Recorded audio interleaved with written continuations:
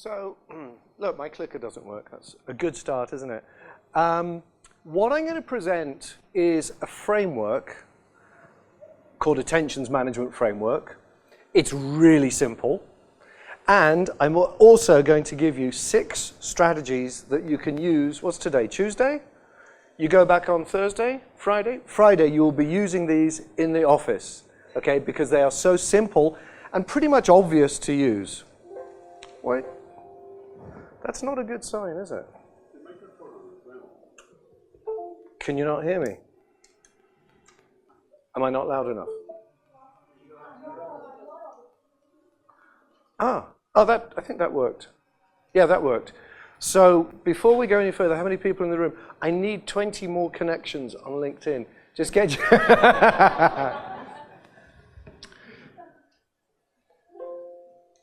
Oh, okay, it's down, not up.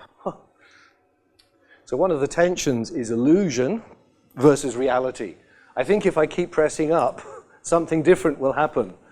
Okay, this is also double loop thinking. Don't keep on doing the same thing if it doesn't work. I start with a very simple story, and I'm going to use this story to explain the tensions framework. Then we're going to do a demonstration with tensions, and I appreciate that there's some tension, there's some reluctance. There's some reluctance for people to come up, so there's a bit of tension for you. You want to come to the front? Come near me. Pardon? Pardon, monsieur? S'il vous plaît? That was the extent of my French. That was the full extent. So I work for a company, as many of you do. Is anybody? Okay, well, we all work for companies. And some of the systems, the IT systems for this company are pretty secret, and they like to put them behind a VPN. So although you can work from your own laptop, some things you can only access if you install a VPN. So I needed to do this. I went to the web page. This is the internal intranet Confluence page. How to install. Okay, I did install. Went the wrong way.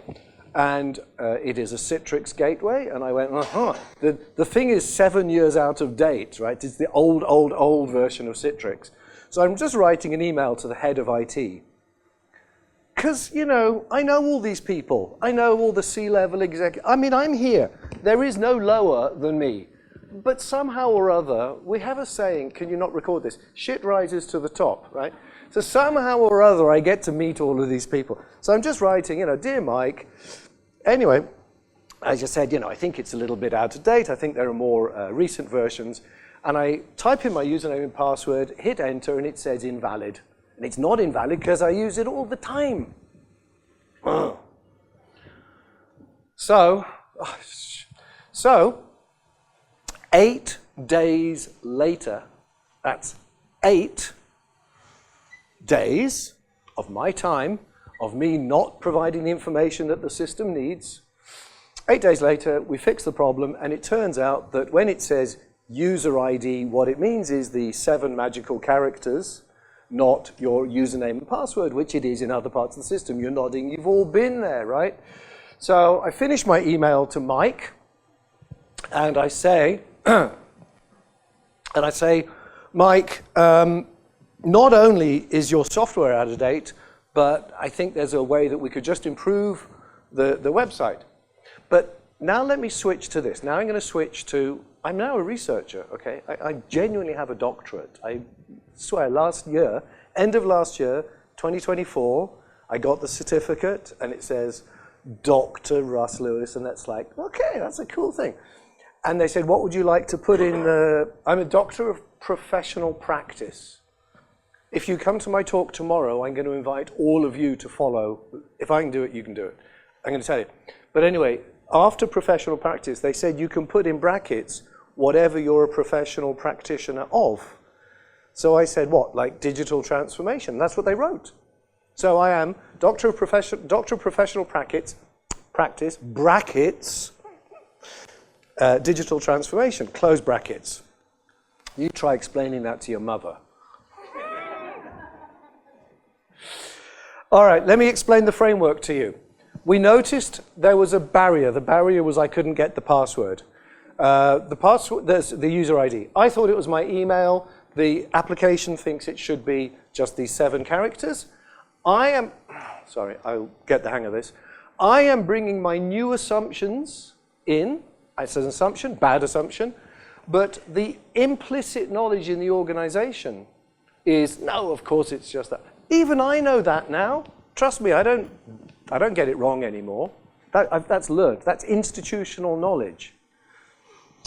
And when I wrote to Mike, what he replied was interesting. He said, yeah, when we wrote those pages, we didn't very often use the email for an ID, so nobody thought about it.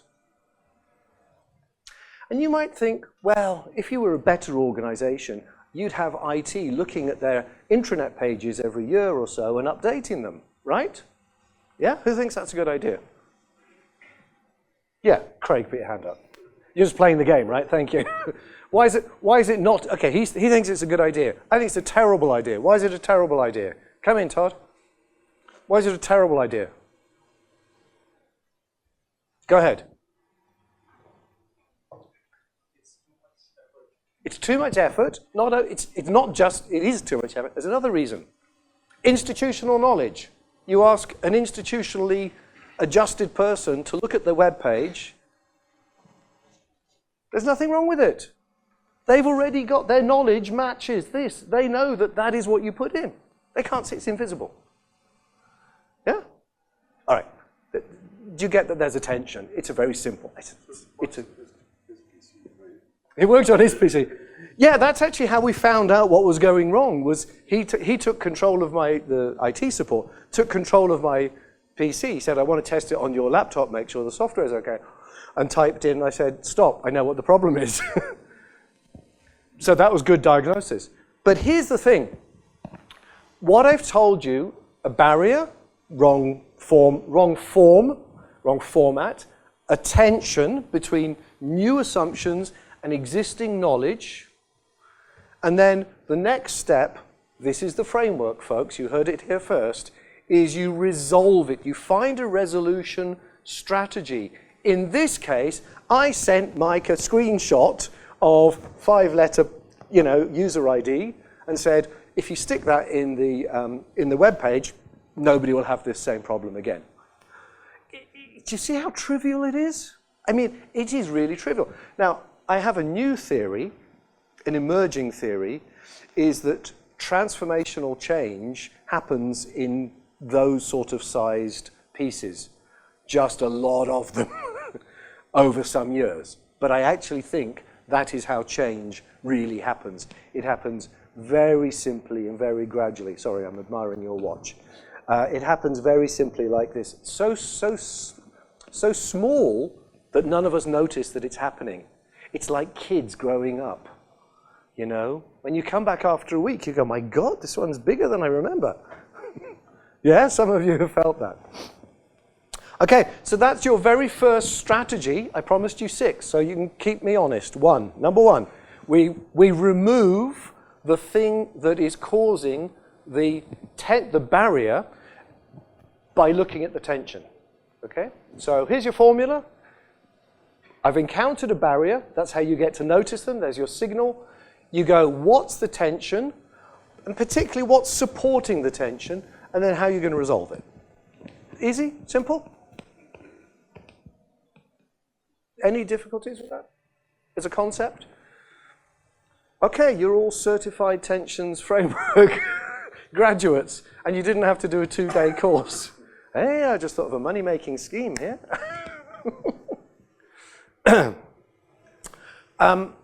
going to give you another very real example. How many of you work in a position where you're a middle manager? You've got teams that work for you, and you also report upwards. Just put your hand up if you are like that. Quite a lot of you.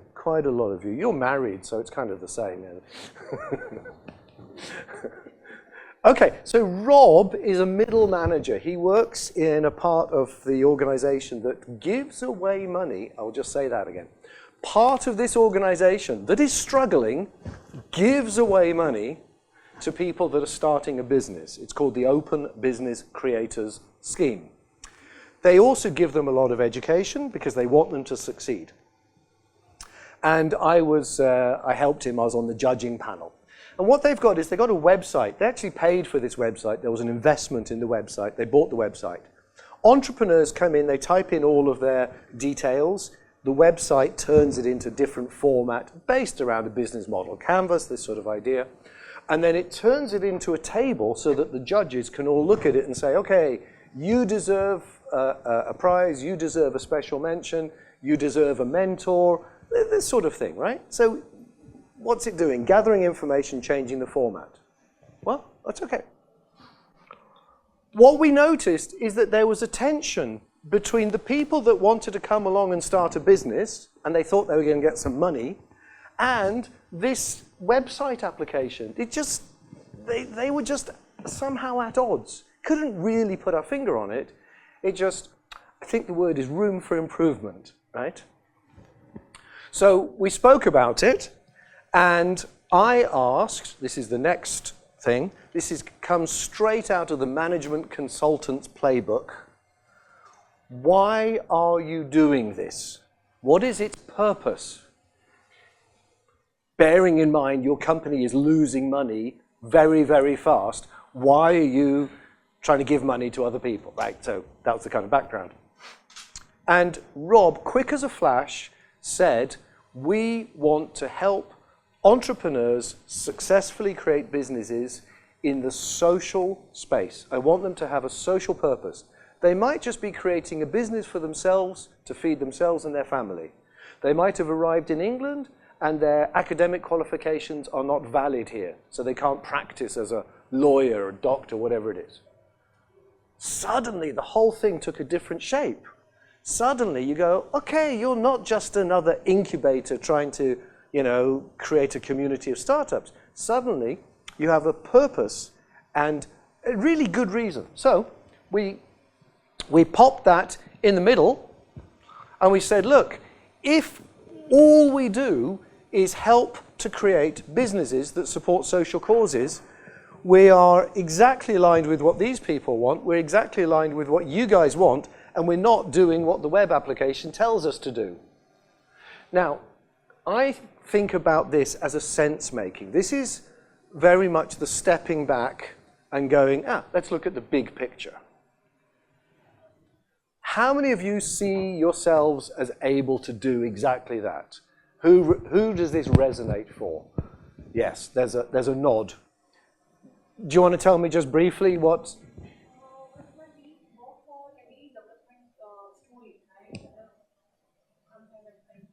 It's fine, yeah, it's fine.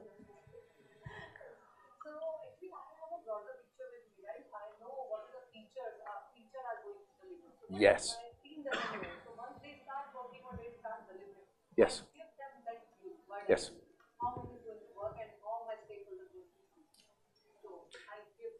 You bring the big picture. And then when they deliver the little pieces of work, in your mind, thank you. I was going to say, I'm going to try mind reading, but you said it for me. You make sure that the work that they've delivered fits your big picture. And if it doesn't, you say, okay, that's a good bit of work, but it doesn't really fit what we want. Okay. So we've all got stories like that. I worked for many years in investment banking. In investment banking, you have small people with big egos. Okay, and they're very good at getting their way. And our French office, particularly, they were really good as a global bank, right? But the French were very strong. And they could get applications developed. Of course, it took development time.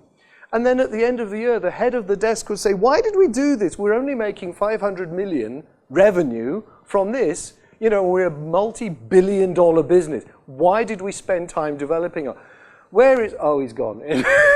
He's not available, right? Do you see this big picture? So I call this sense-making. So I'm hoping you're all thinking of some stories, because that's the game we're going to play. We're going to do the process, but we're going to do it in a slightly different way. We're going to use a liberating structure. The first thing I'm going to invite you to do, on your notepads, on your pieces of paper, with your pens, I want you to write down 3 barriers in your organization that is getting in the way of improvement. Just 3. It can be 2, but no more than 3. Just 2 or 3 things that's getting in your way in your organization. Do you all work together? No. You two do? And you two do. Where's your colleague? Oh, yeah. Yeah? Great. Great. So, because there are some colleagues, we have to be a little careful what we're going to talk about, right? So just 2-3 things. So this is working on our own. This is the one. This method is called 1-2 all. Just 2-3 things. If you can just kind of think about stuff that you think is maybe going to make a big difference, you know, and really help the organization improve or deliver value or whatever it's really trying to do, you know.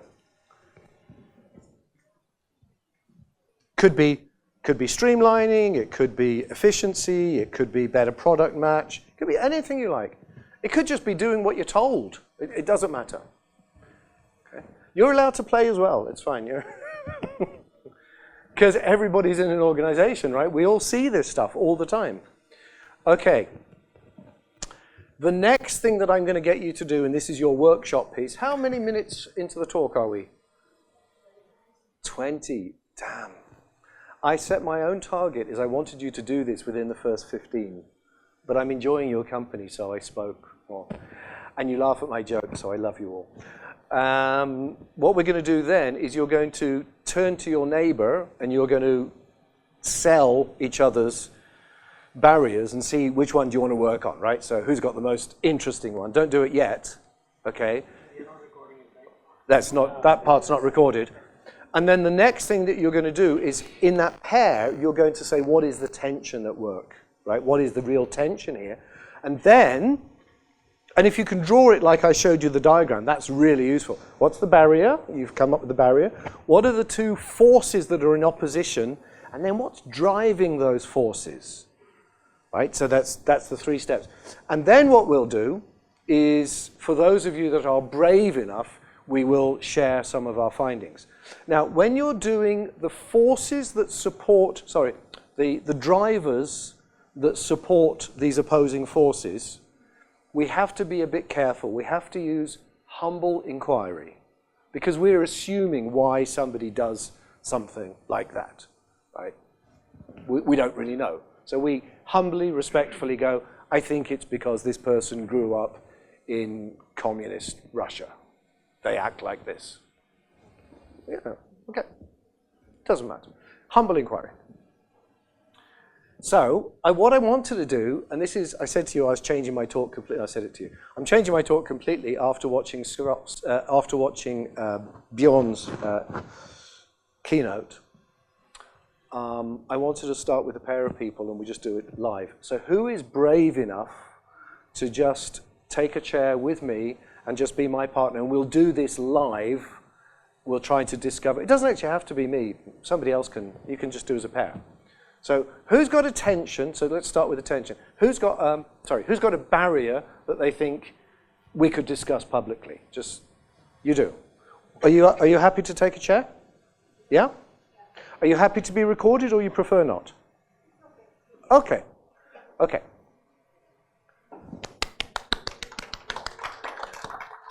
That's fantastic. Yeah, and your name is Sapna. Sapna. Thank you, Sapna. Who would like to sit opposite? Let's hear first of all the barriers. Okay. Start with the barrier that you think is the most exciting for people. So one of the barriers that I'm facing is the globally distributed team. Oh. Because it's a time zone difference and it's getting difficult for me and the other people. But what's the barrier? So that's your context. You've got a globally distributed team. And what's the problem? Communication with that team? Alignment? No, it's work-life balance. Their work-life balance? Oh, and yours? Everyone. The whole organization. All right, who would like to work on this tension with Sapna? You obviously have to sit in this chair to do so. Well, why don't you, are you a different company? We work together and we're ex-colleagues. We are ex-colleagues. Oh, so it's all safe then. Come on, please. It's the same tension. Then you're working to resolve the same tension. Come, please. And this is Vibhu. Yeah. Okay, well done. You're very brave, two very brave ladies. Always more courageous, it's true. All right, so first of all, just for the audience, for the camera, clarify the barrier.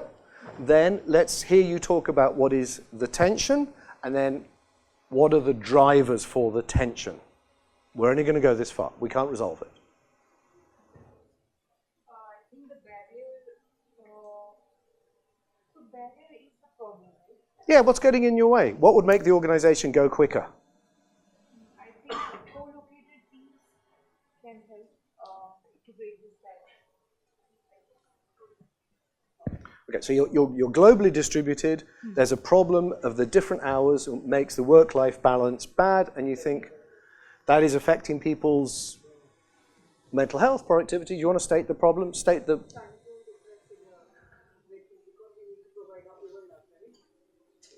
Indian team starts early. If you take my perspective, we work for, we have global teams. Yes. We have US presence as well. So Indian team starts early, and there are many reasons to start early. We can have late. Yeah. Follow the sun. We're all familiar. Follow the sun. You're not the first, by the way. Hong Kong is the first, but there we go. Yeah, so we are a little ahead. So yes, so we start early. We try to finish early, but we are bound to stay a little bit late, and that way we feel like sometimes our family is suffering, other time our health is suffering. So we are not able to manage our work-life balance in this situation. So that is creating tension for us. However, we are committed to work. However, that comes from within ourselves. If we are logging off someday early, I feel like a crime. Yes. Okay, that's interesting. Because I have a dependency, right? My team is dependent, or I have to take answers from senior leadership, or I have to provide some updates to my senior leadership. So, okay. So once again, I'm going to change the workshop on the fly, right? It's emergent. It adds a bit of tension because you never know where I'm going to go next with the microphone. Because we've now all heard the problem, let's do this as a collective, huh?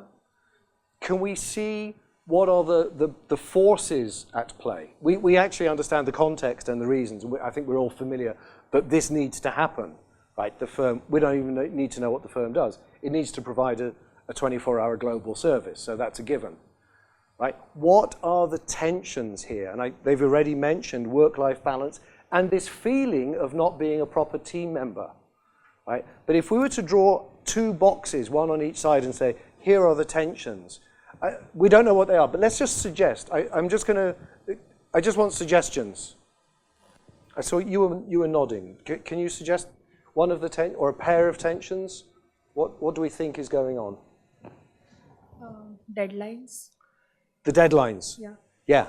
So certainly if you're responding to an emergency or something happens, unexpected, yeah, then you've got to respond to it now. So that's unplanned work. Yeah, unplanned work. Unplanned work versus planned work and routine, and we can book a holiday and we all know that we're going. That's a great start. Thank you, Asha. Who's got another one? Yes. All the ladies. Gentlemen, take note. I wonder if cultural norms, Yes. is something that plays a big Yes, role. there's a cultural norm, isn't there? There's cultural norms. And I don't know, and it doesn't matter if this is a US or a UK firm, but it's interesting that it's Asia that has to work at the kind of uncore hours. I bet the leadership team meetings happen, midday for the operating headquarters company. That's always been my experience. So just to build on that point, I mean, as somebody who works in Europe, I've seen this power dynamic play out, and it feels like it's maybe Europe or North America dictating to India, and India's got to comply.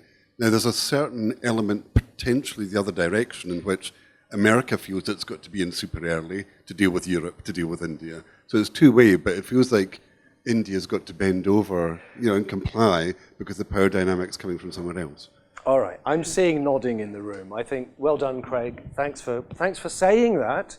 I actually hadn't gone that far in my head, but I think I'm seeing a lot of nods. And that is a power dynamic, yeah? It's certainly a power dynamic. Sorry, I'm sensing something in the room that is just very satisfying hearing that said, yes? Is that true? Yeah? Okay, good for you guys. Good for you. Good for you for actually acknowledging that. That's important, right? That is really important. I have a difference of opinion. I don't need the mic. It's not about power dynamics. It's about, I would say it's like she mentioned, it's 2 notches, 3 notches above work ethic. Okay, I work for a company which where the headquarters was in India till last year. Okay. Okay, we recently moved our headquarters to Atlanta because we want a NASDAQ listing and all that. Okay, and even then, it's about people who have been hired by, let's say, me. I have taken interviews. Their time zone, 5 o'clock. My time zone, no matter, you have to be there. So that's like something which is taken, probably. So I would relate this to the strong work ethic, which probably, again, I might sound a reasonably biased guy over here, but that's what I've typically seen in Asian people, to be overcommitted to work. And if you have not worked with Japanese or Korean people, you have not seen it. Okay. Interesting. Okay. I mean, Indians in particular are nothing when it comes to work ethics in front of Koreans. Yeah. So it's not just about power. It's certainly not. We chose that, and there are always several of these dimensions and tensions, and I like it. Yeah, we'll take one more point, and then we'll find the drivers. I just wanted to say my previous I'm doing this for the recording as well.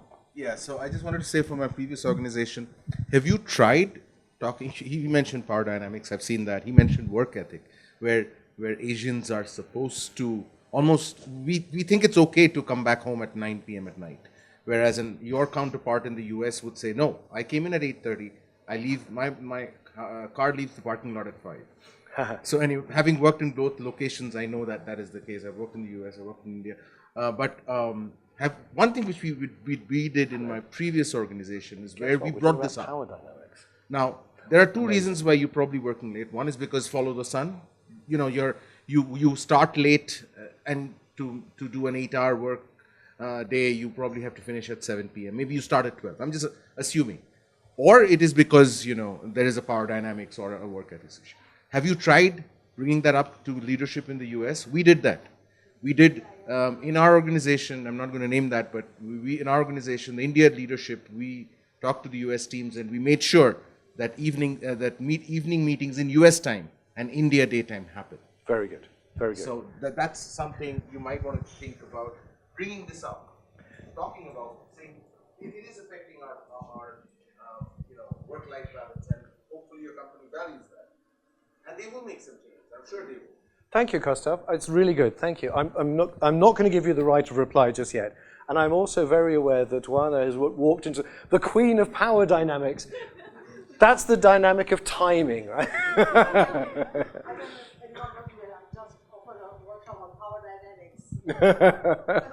So I'm building on that. So look, what we've established here is what's going on. We now collectively have a better insight into this problem. I really like your advice. This should be surfaced. But before we do that, because that's part of the solution, I didn't want to get to the solution. I just wanted to check that we are all of the same mind about what are the drivers for that. And what I've heard so far is there's a cultural expectation. Yes, there's a cultural norm, but there's also, on the other side, it's a US company, so you'll damn well work in a US time zone, right? But if you worked for an Indian company, maybe you damn well work in an Indian time zone. So maybe there's the owner calls the shots type of things. Remember, this is humble inquiry. This is us speculating on what's driving those. And I very much take your point that given that, our solution may very well be, hey, leaders, can we have a conversation about this? And certainly in global companies that I've worked for, exactly the same thing happened. And one of the solutions was, obviously, some variation about when the all-together meetings were held. And the other one, the best collaboration tool of them all, do you remember the answer to this? No, even better than that. An aeroplane. It's an aeroplane. You get in the plane and you get in a room together like we're doing here, and you talk and you work, right? Do you remember this? This used to happen pre-2020, pre-COVID. It was a thing. Yeah, but when in a basic, have you heard of the word money and budget? That's where it gets stopped. that's where that gets stopped. Yeah, yeah. I remember the good old days. Let me dream, please. Ladies, thank you so very much for your work. You have been fantastic. That was so great. Thank you. Right, so we've suddenly become a collaborative. I was accused on Monday of quoting Karl Marx, which again would upset my mother because she doesn't like the idea that I'm a socialist. Please cut that out as well. I'm going to give you a choice. We can either now pair up and do the same with the barriers that you've seen. I really just wanted to share with you how to do it. So my original idea was that you would now pair up, or threes, and then go through the same thing.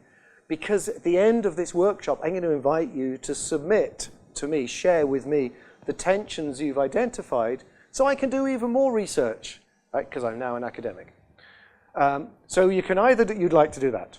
No, I want to do a different perspective. Yeah, the chance is gone. Sorry. Time is gone. No, okay, come on. Oh, yes. That's why you were pointing here. Sorry, I'm very, very stupid. Thank you, Milan. Thank you. No, we talked about a tension, okay, but sometimes the tensions just could be tackled by a different perspective altogether. Oh yes, yes. Sense making. That's what I call sense making. You reframe the problem. Right. Well, You have an example? Yes, please. I worked for a small company which was aspiring to go public. The company was headquartered in USA, and I was the director in charge in Mumbai.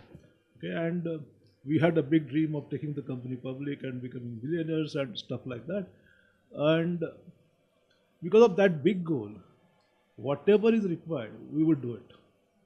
Okay. And that actually overrode the tensions that we had. Okay. So I mean, at times I've attended meetings at 3 a.m. in the morning. Okay. So the point I want to make is that if you have if you're driven by a goal, okay, then you don't really get into. I get it. So if we get to the next part of the talk, I will present a tension. So I've studied these tensions, and one of them is called intention versus execution. Right? It's just a tension, and I'll tell you about it more. But I think what you've done is given me an example of a case where you actually, the intention overcame the execution because you all wanted it so much. So I think that's a really good one. I've never come across one that moved the balance that far over. So I think it's that. When I present it, have a think, see if it is. All right, let's give you 15 minutes, I think. 15 minutes. So you've got your list of tensions. Pair up. You can work in threes, twos or threes. I really don't mind. Pair up. Do what we did there. Choose a barrier. Work out the tensions, see what's driving those tensions. You guys have to think of another one now to work on. Thank you so much for your volunteering. That was lovely. I love bringing everybody else's talk into mine. It's so the right way to do it. I was entering and said, power dynamics, this is not a coincidence. Well, I draw on it, you can't not. I'm an improviser, remember? Yeah, of course, that's great, great. Yeah. Yeah, great. And good energy too. I'm sorry I wasn't here when you introduced it. It's fine. We had fun playing around for 10 minutes longer than I expected, and then I changed. This is new, this wasn't planned. But when I was in the keynote this morning, I thought, no, we need a device that's going to create tension in the room. Well, volunteers.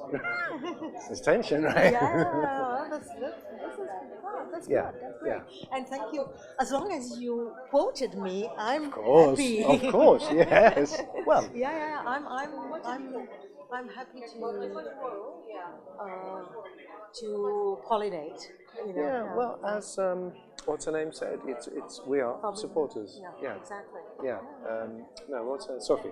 Sophie. Yeah, Oh, as Sophie okay. said, we are here to support, of Exactly, course. exactly, Yeah, of course. exactly. Yeah. So, yeah, if I can do anything to support you.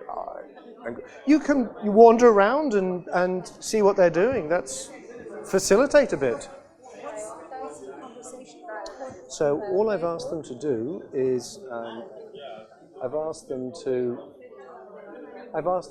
follow this sort of model. Is find a barrier. They've got a list of things getting in their way organizationally. What are the forces on either side? So in this case, I'd made a mistake about the user ID. And then what's driving that? And that's really all I'm asking them to do. What tends to happen is they get carried away, as you saw here, they get carried away talking about the context and and this guy said, oh, it could also be this. Well, yeah, it's always external. Yeah, it's always The interconnected. tensions are- Yeah, it's complex. It is genuinely complex. So. But yeah, just have a listen. Just have a listen to what they're talking about. Can I listen in? I can switch this off. Yes, we were just discussing the barrier we all identified. Is this on? If you can cut this out. If you can turn me down. Just turn me down while I'm working with different teams. Okay, yeah, sure. Yeah. So we were just discussing the barriers we had identified. Good. We are now at the point where we need to shortlist one and then. All right. You're a group of 4, that's why it's taking a long time. Okay. So maybe like we can pick one, right? Yeah. Big one. I'm fine with either way. Like the one which you suggested is also one of the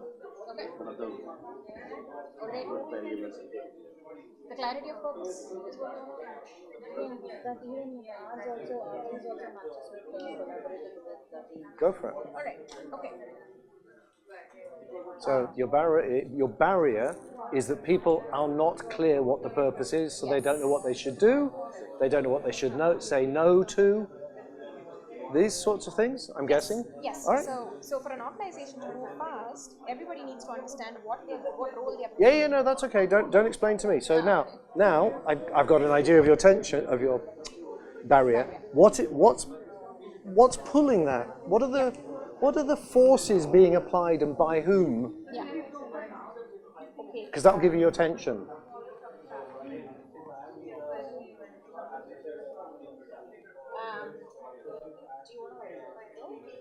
Harsh, what are you feeling? What does this barrier mean to you? What's getting in your way? Not able to reach the timelines. Okay, so you can't deliver on time?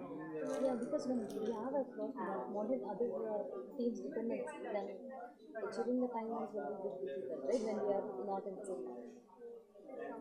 Okay. Right? Okay. So what will be what exactly the barrier is? Is it the timeline you have to say or the communication? No, your barrier there is that you can't achieve, you're not able to achieve your outcomes. And you're saying the barrier is because either because you're being pulled by conflicting priorities or you don't know how to manage that. It's up to you how you decide that. That's up to you, right? In my opinion, I think like the barrier here would be the outcome. If the team is not. It's up to you. It's really not important. What we're really trying to find, we're trying to, as this gentleman said, we're trying to reframe the whole situation. Yeah. So there's no right or wrong. Their perspectives are different. Right? Yes, exactly. So you mentioned you've got different teams making demands on your team. The team's got its own objectives. So this is conflicting priorities. You haven't got a way to manage all that and resolve that. So these are starting to be the tensions. Yep. What else? What else can you? Remember, a tension is a pair of opposing forces. So you're looking for those things in opposition.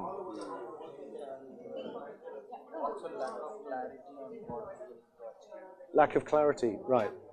Now, is that at a team level? So if we got all these conflicting teams, all with lack of clarity? So is it lack of clarity amongst teams?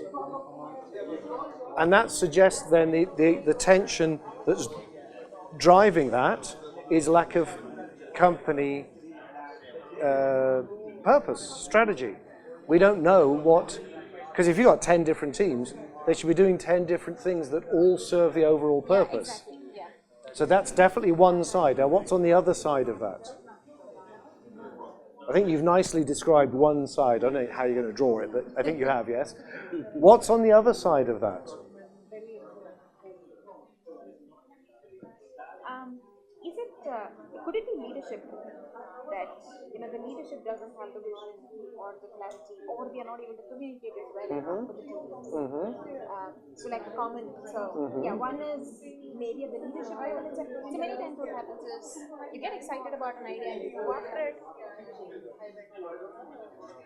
So I'm wondering if conflicting priorities is the opposite force to lack of leadership clarity. Yeah. Right, and then that sort of gives rise to that. Yep.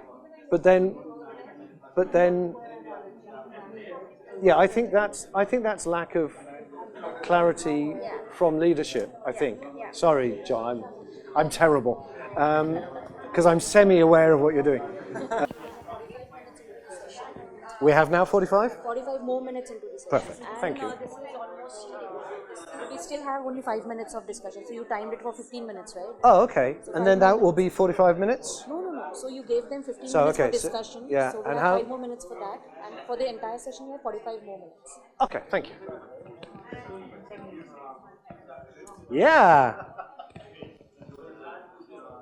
Identify the opposing forces. So, What's your problem? What's your barrier? barrier is the employee dissatisfaction. Oh, nice. Right. This. So the thing what we talked about here is because of micromanagement, right? Beautiful. Now, micromanagement, that's a driving force. So you've got a barrier. Could even say micromanagement is a barrier. It's like writing, you use a story, you move the bits around until it fits. I think we're lacking attention, actually. I don't think we've got the opposing forces. But you said employee dissatisfaction, which is lack of productivity and motivation. They're all the same. Do you agree? This is being driven by bad management, e.g. micromanagement. And that is creating, that's your tension, that side is bad management, poor management. And then this is driven by lack of management skills, e.g., you're not getting this down, are you? E.g., I'll do it slower. So, at the top, Maybe write it down. write it down. At the top, you've got, So we want to deliver like the metrics and KPI what we presented, right? We are not missing any targets, right? Anything, all the things are perfect. All the targets are made, employees are happy, customers are happy, right? okay, I don't know.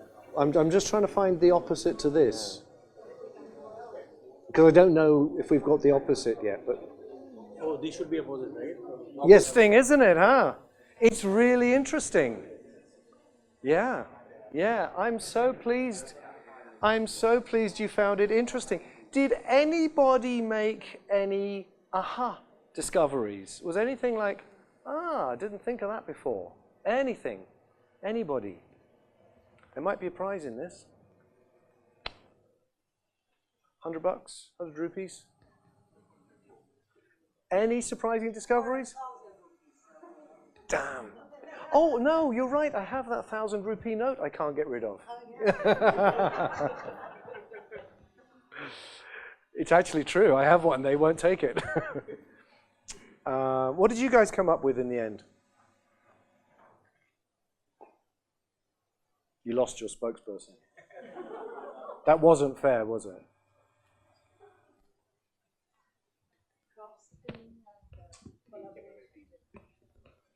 So what's, give me these, tell me these two, the two sides, the two tensions. Basically, the barrier was clarity of purpose missing, right? So the first one which we have derived is conflicting priorities. and the tension between these two is like team capability. I mean, the right skill set. So conflicting priorities, which was cascaded down to the team, and on the other side you had? Team capability. The team capability, right? So you will see in the next slide. So that is very much intention capability, right? Intention execution. And from team capability, it can go to cross-scaling kind of thing. Yeah, you know, and at this stage, I'm not inviting us to go to solutions, right? This is all about understanding the problem situation better. Let's hear one more. Vana, was there an interesting one to share? Here we talked about too much of a workflow, and we talked about solutions that were in place, and did they work or not? Ah, interesting. But on the opposite side of too much workflow, what was the other side of that tension? Okay, capability. Capability, and again, priorities not clear. Yeah. Yeah. Well, in your case, I think you had a centralized, decentralized, regional. Sometimes its leaders aren't very good at communicating from the center. That's one of the classic tensions in a centralized, decentralized system, is the outlying regions only get to hear, well, they sometimes never get to hear, right? So there's a bit of a communication lag. Any more really good ones? I was in that other group, if you want to share something. Yeah, of course. From there. Interesting conversation. So we were basically discussing the slowness in the decision making from the client's perspective. Oh, from the client's perspective? Yes. So the clients are slow? Yes. So we get new clients. If only it was so easy to get new clients, right? So from the other side, it is like proposing new solutions, you're trying to experiment, right? And then from the other side, it's just slowness in accepting those solutions. So in that, So that reminds me of a tension I'm sure we've all, as Agile people, we all come across, is introducing agility into a team, and they are faster, and their stakeholders don't want that. Yeah, this is a very familiar tension, isn't it? And then in the discussion of drivers, right? So there is one thing that we came across as like a fear of failure from either side, actually. Yes. It can be, when we are proposing as well as they are accepting, and then they are like they are proposing something else, and then we hesitate to accept it as well because of fear of failure. Actually. Yes, very, very well understood. We all. You know, this old myth that, fail fast. Nobody fails. It's not acceptable, right? It's a joke, really. We don't fail. No manager is going to sign up to, I'll do something and it might fail, right? It just doesn't happen.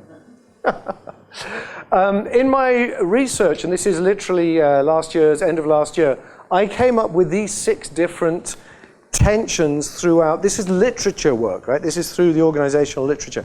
These are the tensions, and I think most things fit into them. And that's why I'm always keen to hear other examples. So they all sort of boil down to these. I'm not going to teach this. This is the second most busy slide I have. I'm not going to talk through these, but we will pick up just on some of these tensions because they are interesting. This is an interesting one. This is going to help us understand, we can't solve this, by the way, but this is going to help us understand the situation. Craig, there's a bit more to this, so I'll let you take a picture before I move on, because it's really irritating if you just miss it. This is my AI-generated image of diverse managers solving problems. Yeah? Pretty diverse, huh? And you can see... That's diverse. That was diverse. And this is his diverse team. Yeah. Yeah, exactly. So why is it? Look, I've never really met an evil or very stupid manager yet. I genuinely haven't. Everybody comes to work wanting the best for their organization. Typically for managers, they want the best for their people. And they also like to protect their income, their career, right? So they want the business to succeed. Why is it that everything goes so poorly in that case. You know, here we had an example, your conversation was about an organization that the employees are hitting all the targets, all the metrics, the customers are really happy, and yet the employees are not, because it's mismanaged. Right? That's not their intention. So it is a pretty good question, is why doesn't these good intentions magically transform into results? And I think you touched on it, it's about capability, isn't it? But there's a little bit more to it than that that comes into the realms of psychology. Is he's saying, I'm going to go fix it. And he's thinking to himself, oh no, here we go again. We're going to have to pick up the mess. But never says that. Why not? Because appraisal's around the corner. It's not safe. It's not how organizations work. So Chris Argyris, who was an American researcher, and later with Don Schwan, he called this Model 1 behavior. In organizations, there is Model 1 behavior. It dictates the rules that we work. We have to be logical, positive. We never, for instance, say, right, I'm going to go in, I'm going to fix everything. I might not be right. This might fail, but it'll fail. No, it's, you know, that is not part of the language. Now, Chris Argyris got into a lot of trouble by exposing this sort of behavior amongst managers. Guess what? They didn't like being shown the reflection of how they were and how they behaved. Didn't like it at all. If you want to take your picture, it's now.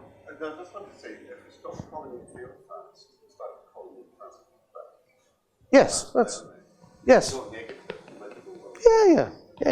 Yeah.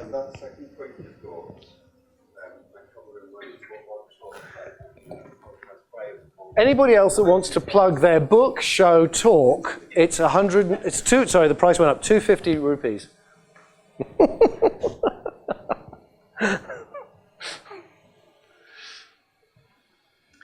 Now, I know you all like the tensions thing. I know, I got that.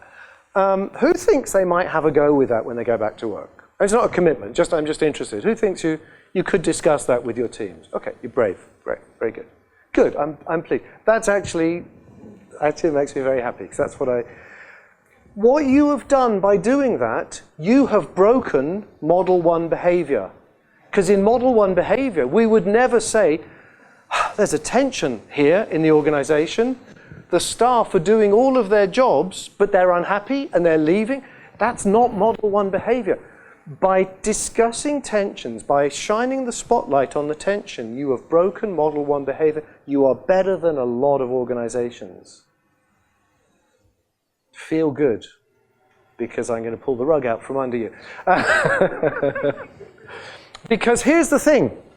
There is a paradox. Where's my gentleman with a book on paradox? He's not here. There's a paradox here, and that is parts. There's parts of us, and there's parts of the organization that are very happy that at last somebody is saying, yeah, the employees don't like being micromanaged. Okay? But there are other parts that don't like the fact that you said that. And this is not just, it's, him versus him. It's not that. We all have this inside of ourselves. So my elephant is really a proxy for all of us. Sometimes we're quite happy just coasting along with nobody taking any notice. And when we do get the attention, we go, actually, I'm not really sure I want this. Do you know? So this is a paradox. This is actually paradox. And Richard Schwartz is a psychologist, American, still alive, and he came up with this idea, it's parts of us that have ceased to do anything useful. They've outlived their purpose. Now, for those of you that are Agile coaches and Scrum Masters, this will resonate. There are parts of the organization, there are managers in there that are doing things that have outlived its purpose. The time for that has passed. But they are still really valuable members of the organization. If we could repurpose those parts and help them reimagine, and what Dick Schwartz does, it's, if you ever get a chance to see his therapy in action, he gets people to talk to their own parts as if it's a different part of them. It's like a sub-being. And he will, it's like magic, he will get them to have a conversation with this part. And he say, oh, ask the part, you know, what it's feeling now. Oh, it's feeling a bit threatened. Okay, but tell the part that you love it and it's fine and you're not going to do anything bad. Okay, yeah, the part says thank you. And then he says, and ask the part how old it thinks you are. And whoever, you know, whoever's sitting in the chair will at this point normally cry because the part says, I'm 5 years old. And you know, what he's done, of course, he's unlocked some behavior that's been carrying around. In his case, the parts tend to misbehave. All of our defensive, reactive, bad behaviors, a lot of that comes from things that we've learned to do as a defensive mechanism, right? I know how to get my way, right? This is parts. And there's part of me, there's a very naughty part of me that came into this room and said, I'm going to change everything I've prepared in my talk, right? And I could have gone, yeah, okay, I recognize you, part. You're lovely, you're one of my favorite parts, but we're not going that way today. I could have done that, and I didn't, because I think you're a fun crowd and you would appreciate this, right? But you see how this idea of saying it's a part, I don't want to get that part, I don't want to kill it. I don't want to say you're no good and I have to replace the way you think. I want to liberate you from what you've been doing that's been useful up till now and be able to give you the opportunity to do something else. I saw this in action. I didn't really know about parts, but I saw this in action with a very senior manager at a very large global black bank. And we were running an experiment. It had failed, not fast, but it had failed. And it was a sort of a retrospective thing. Or no, it wasn't. It was our monthly meeting. So lots of senior managers, like C-1, 2, and 3 levels, so pretty senior. And this guy got up and he said, I'm going to break model 1. He didn't say that. I didn't know that at the time. He said, I'm going to discuss my emotions, how I feel about my colleagues. They let me down. They said we were going to do this thing, and they didn't, and I feel bad. I mean, that's unheard of. In an investment bank, you never bring your feelings in. So that was like, okay, that's interesting. And then he said, and he was tearing up, it was very emotional. He said, but what I've discovered instead is such a joy for working with members of my team and helping them become the engineers of the future.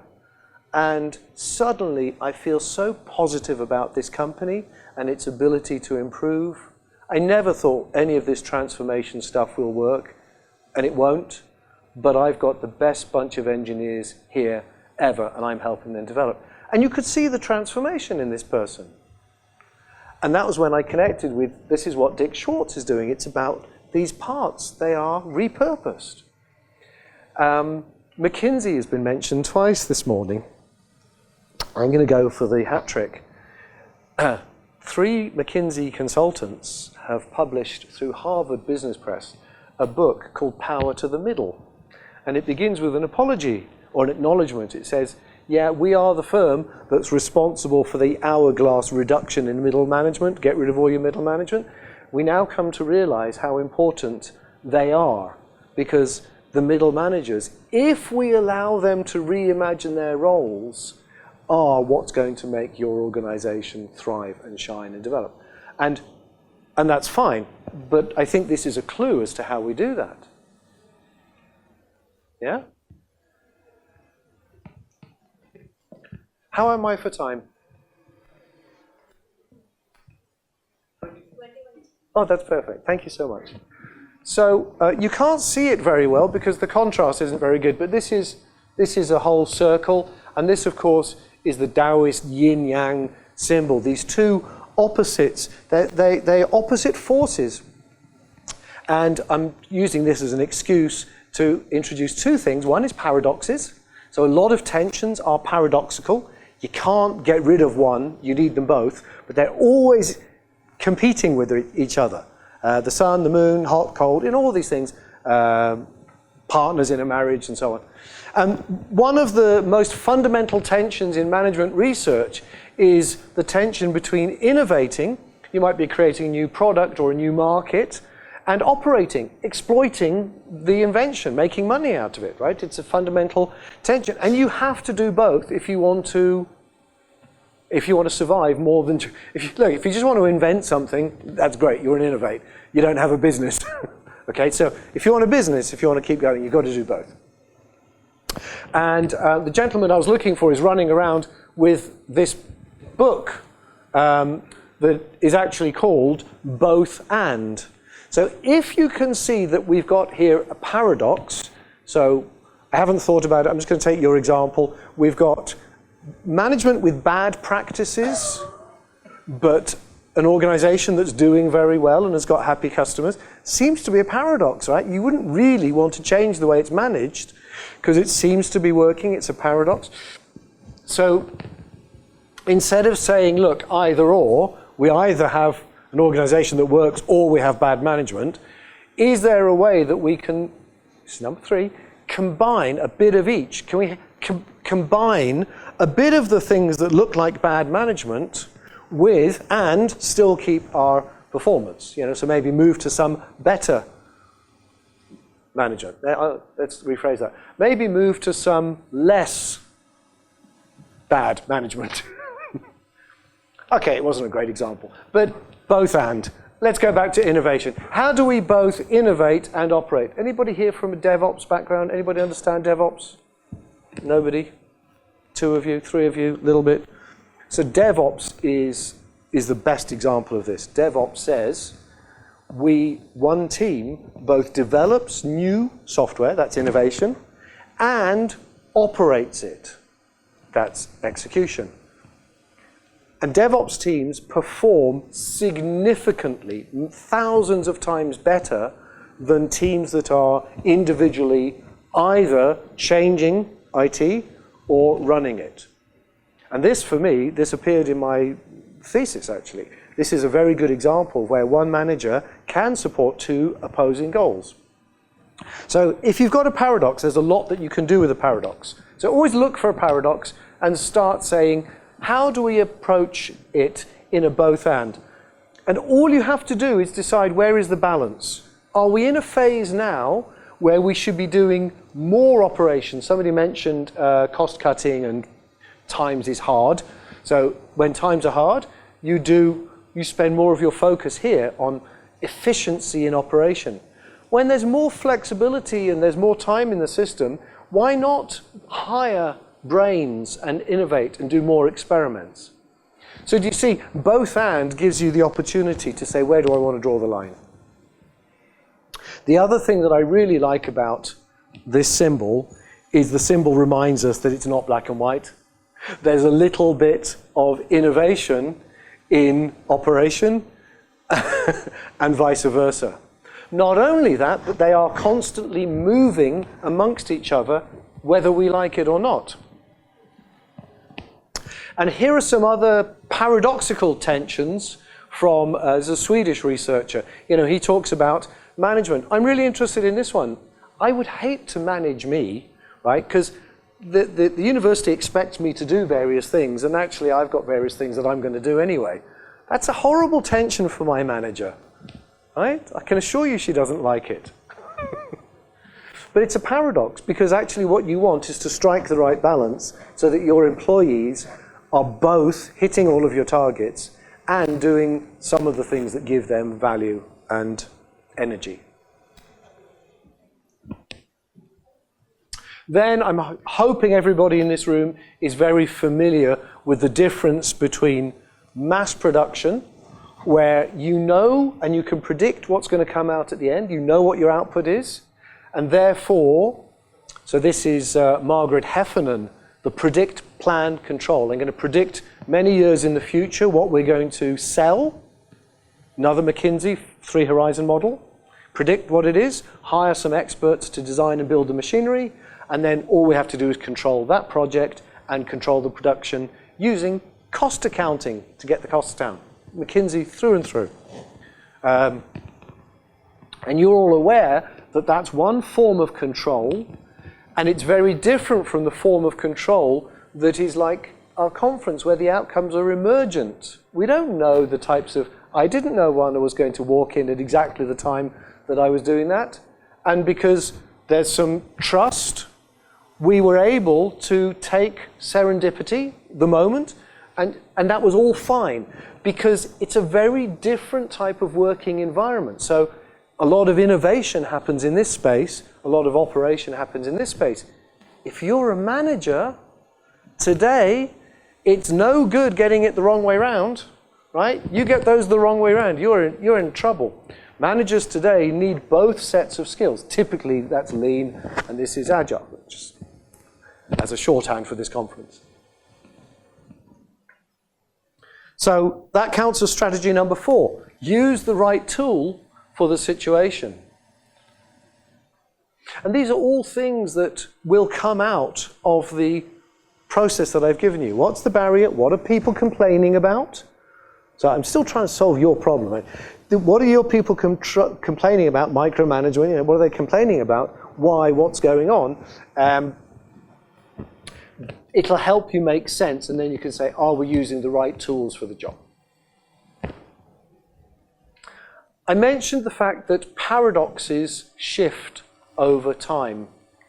So if we consider we either want to be steadfast, reliable, you can give me your money because I'm a safe institution, versus, no, we're a highly agile institution. You don't know what we're going to be doing tomorrow. It could be different, right?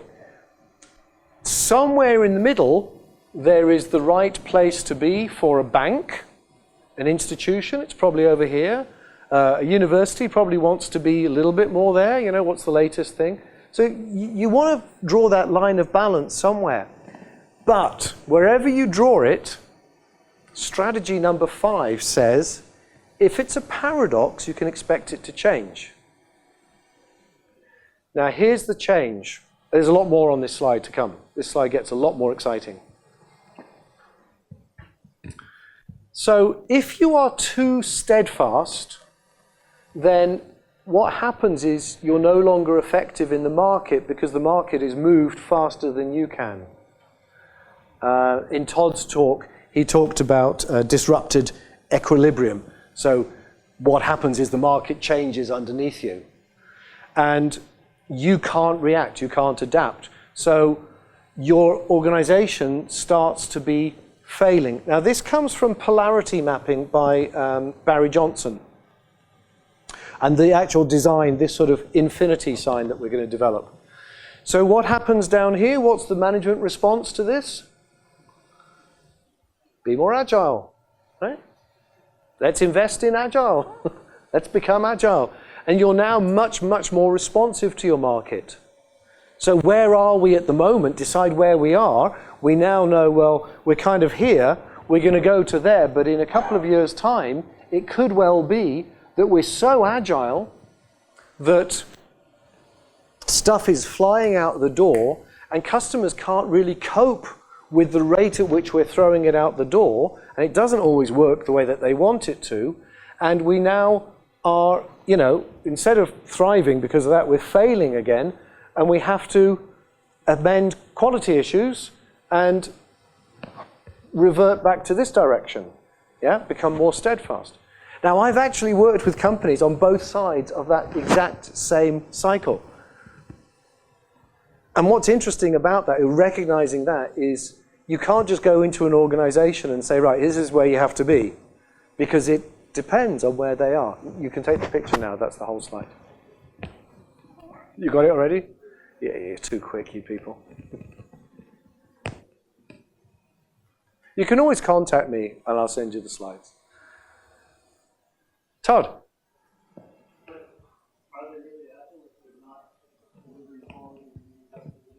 Oh no, I just, you know, this is just in a general sense.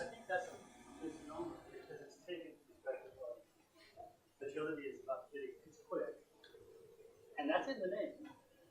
But I think what we're really talking about in terms of business activities, are we delivering what customers need? Yeah. Yeah.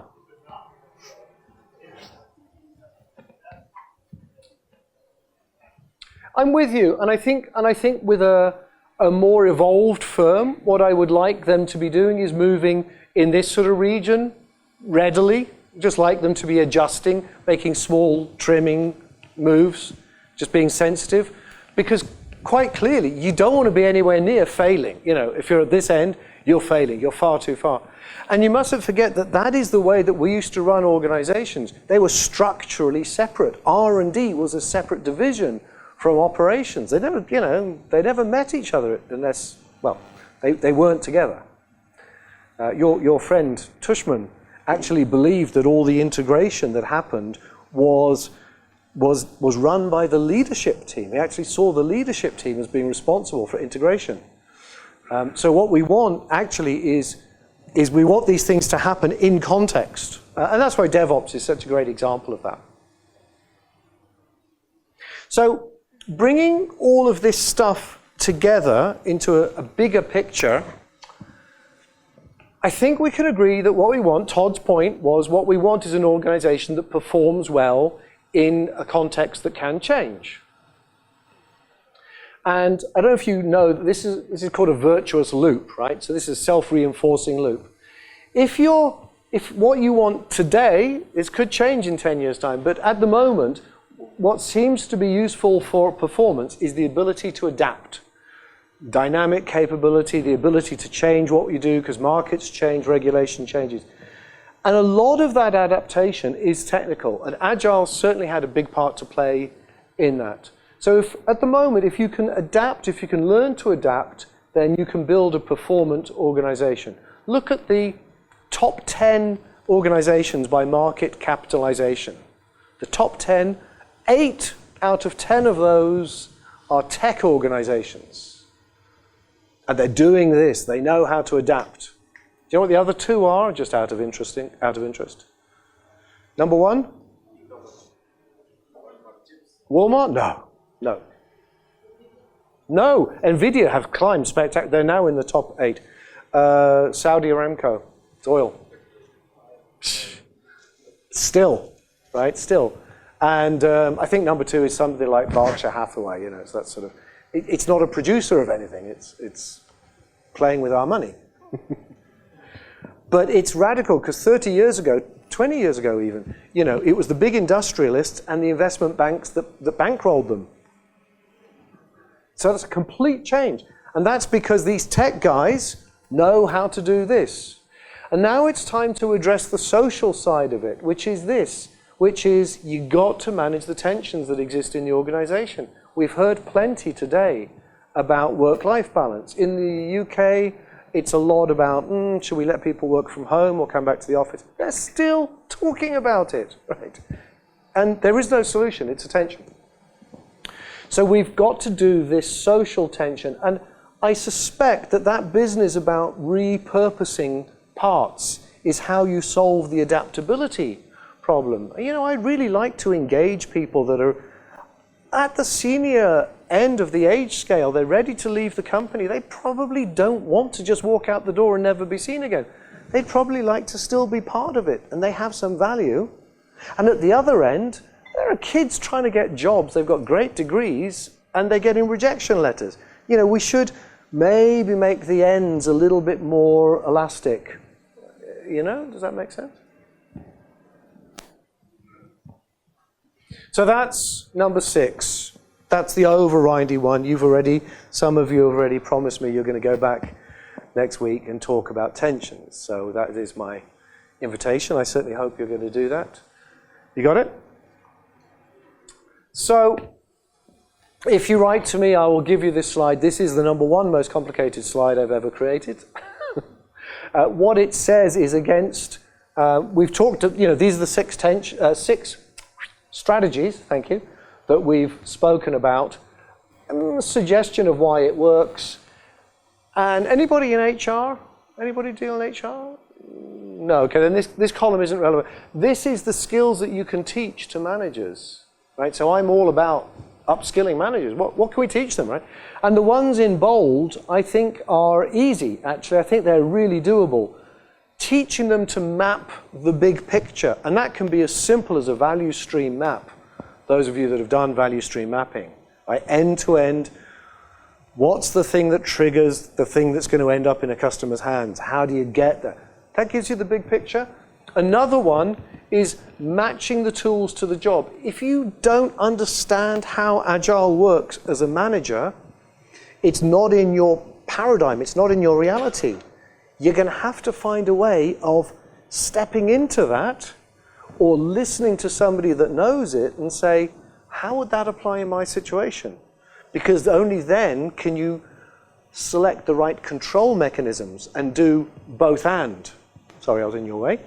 And then the other one, this talking tensions, because it's talking, it's dialogic, this humanizes, this helps to humanize. And so many managers really do want the best for their employees that I think this ability to just have a conversation, not even to try to solve things, but just have a conversation and let those tensions kind of speak for themselves. I think that, just that itself, has value at every level. You got your pictures? So you've done it, you've all done the process, you know what they are. Couple of optional steps. Can you categorize it? Can you find a resolution strategy? Share it. Tell other people what you've done. Tell them why it worked, where it failed, where you do it differently, because that's how we all learn. And then most importantly, please, the tensions that you've come up with in that activity, if you're prepared to share them with me anonymously, you can scan that QR code.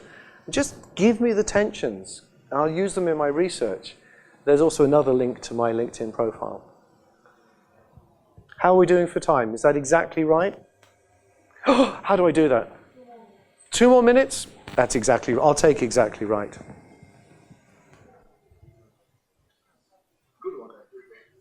Thank you so much.